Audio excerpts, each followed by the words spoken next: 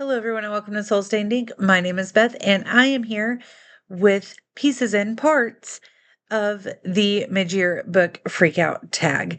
And I say pieces and parts because I just really don't have answers, or good answers anyway, for some of the questions. So I'll tell you what the question is, and then we'll move on because I don't have the answer.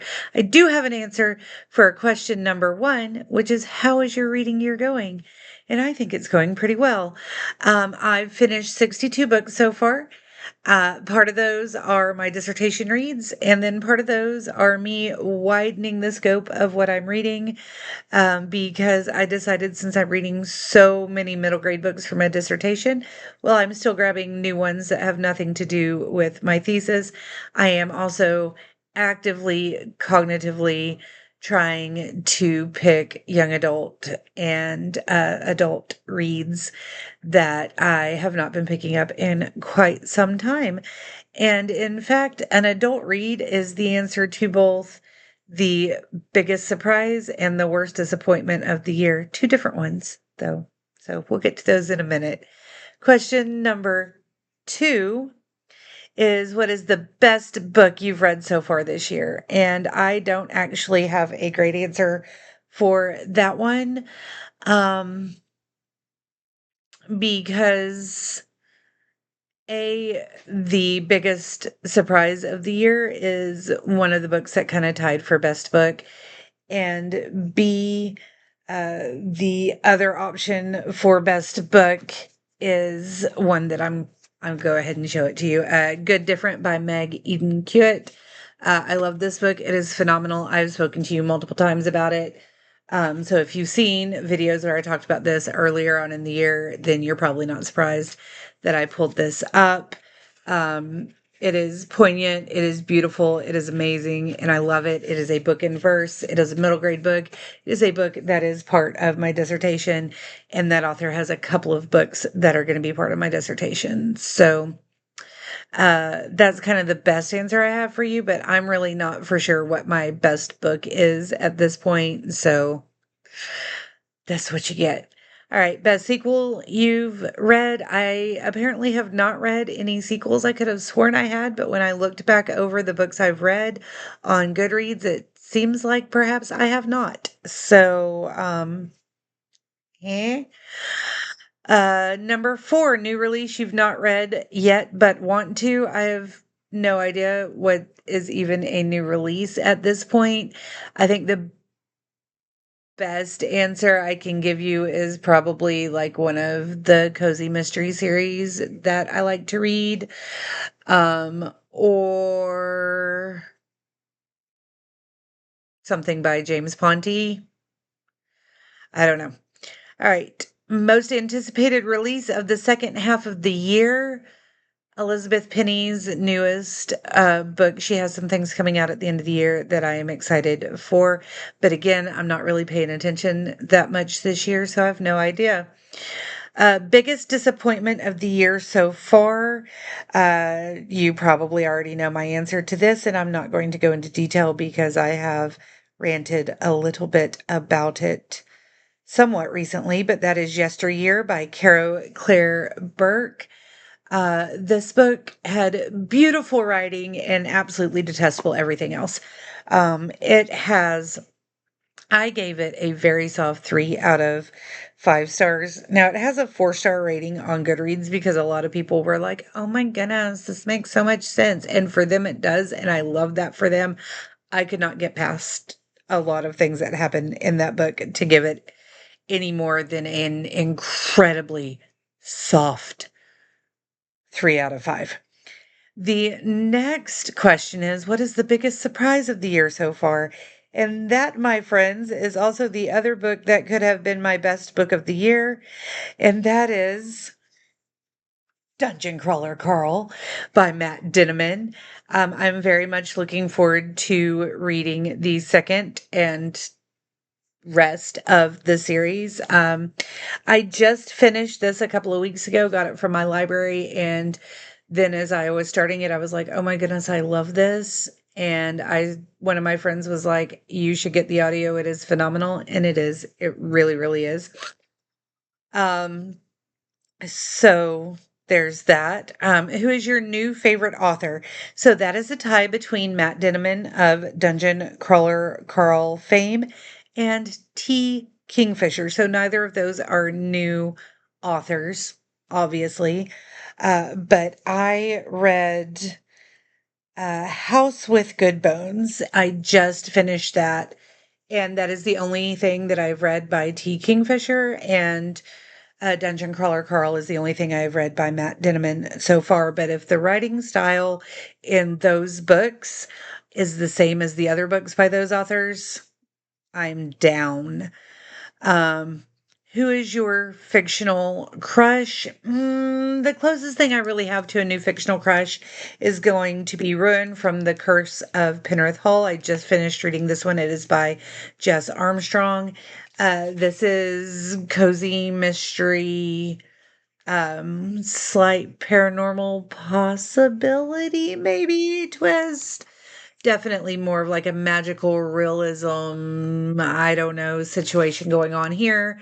Historical fiction, and Ruin is the main character's kind of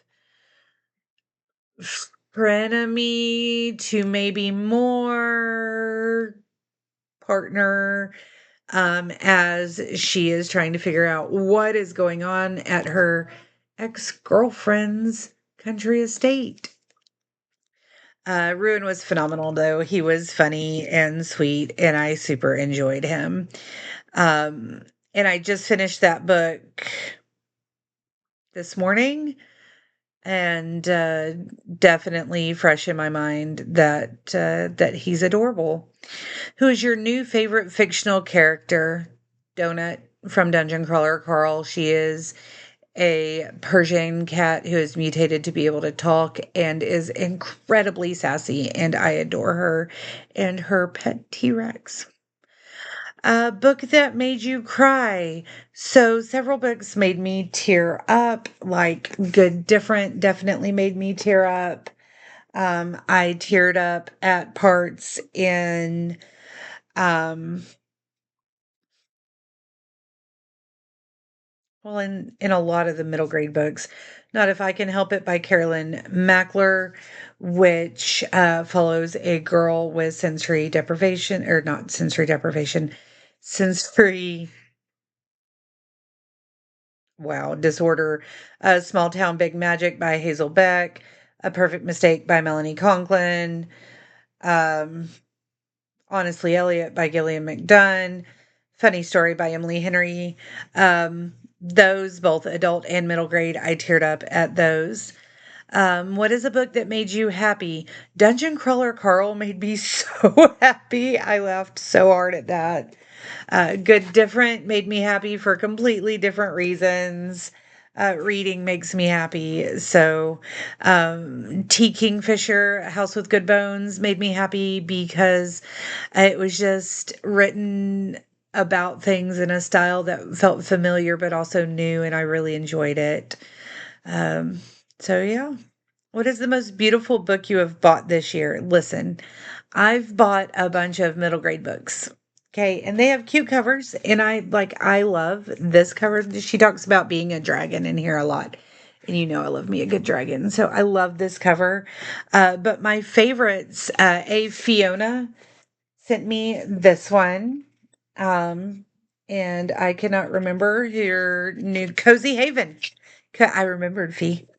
So this one, I love this cover. I think it's adorable. And then the Village Library Demon Hunting Society by C.M. Wagner.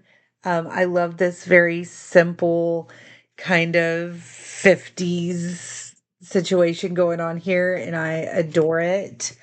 But I'm not buying a lot of just beautiful books right now, because I'm focusing on getting the books I need for my dissertation and, getting them in a form where I'm not going to feel bad when I annotate and tab the full out of them. What books do you need to read by the end of the year? All of them. Any plans for the rest of your reading year ahead? Yes, indeedly doodlies, my friends. Um, so, like I said, often and loudly. I am working on my dissertation and I am working on reading middle grade books that feature neurodivergent characters. And I have them separated out by 4 regions of the United States. So, Northeast, South, Midwest, and West Coast. I have one book left to read that is set in the Northeast region. And then I have the South that needs to be read, the books that I've chosen for the South that need to be read, annotated, notes taken by the end of the fall semester. So by the end of the year. I'm also, like I said, actively trying to expand and not just be stuck in that because, so I definitely will be participating in Halloween. If Storm brings that back, I want to read more thrillers. I want to read more T. Kingfisher. I want to read more of the Dungeon Crawler Carl series. I want to read these beautiful books. So I think my plans for the rest of the reading year are basically just to read. But yeah, that's what I'm doing. I'd love to hear what you're doing. Have you read any of these? Did you like them? Did you hate them and think I'm insane? Did you like Yesteryear and think I'm insane? Let me know down in the comments. I would love to talk to you. I do apologize for the lack of editing in this video. My editing software is still tweaking out on me, and I haven't found any other software to utilize instead. If you have favorite software you think I would like, let me know that as well. I will talk to you again soon. Until next time, stay safe out there, guys. Bye.